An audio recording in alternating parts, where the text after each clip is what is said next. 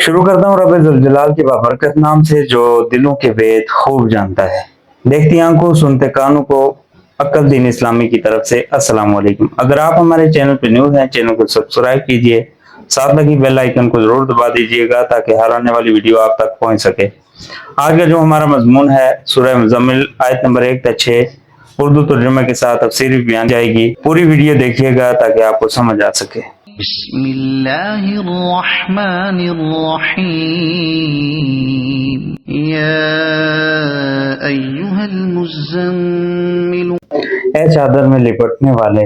یہ پیار بڑا خطاب حضور اقدس صلی اللہ علیہ وسلم سے ہے۔ جب آپ پر پہلی بار غار حرا میں جبرائیل وحی لے کر آئے تھے تو آپ پر نبوت کی ذمہ داری کا اتنا بوجھ ہوا کہ آپ کو جاڑا لگنے لگا، اور جب آپ اپنی اہلیہ حضرت خدیجہ رضی اللہ عنہ کے پاس تشریف لے گئے تو یہ فرما رہے تھے کہ مجھے چادر میں لپیٹ دو، مجھے چادر میں لپیٹ دو۔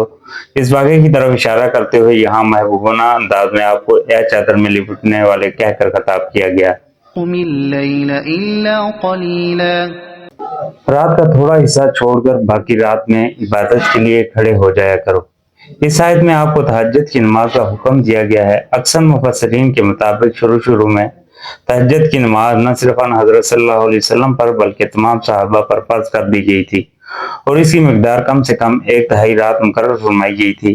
یہ فرضیت بعض روایات کی روح سے سال بھر تک جاری رہی۔ بعد میں اسی سورت کی آیت نمبر 20 نازل ہوئی جس نے تہجد کی فرضیت منسوخ کر دی، جیسا کہ اس آیت کی تشریح میں آنے والا ہے۔ نصفه او انقص منه قلیلا، رات کا آدھا حصہ یا آدھے سے کچھ کم کر لو۔ او زد علیہ ورتل القرآن ترتیلا، یا اس سے کچھ زیادہ کر لو اور قرآن کی تلاوت اطمینان سے صاف کیا کرو۔ انا سنلقی علیک قولا ثقیلا، ہم تم پر ایک بہاری کلام نازل کرنے والے ہیں۔ اس سے مراد قرآن کریم ہے۔ چونکہ یہ سورت ابتدائی زمانے میں نازل ہوئی تھی، اس لیے قرآن کریم کا بیشتر حصہ ابھی نازل ہونا باقی تھا۔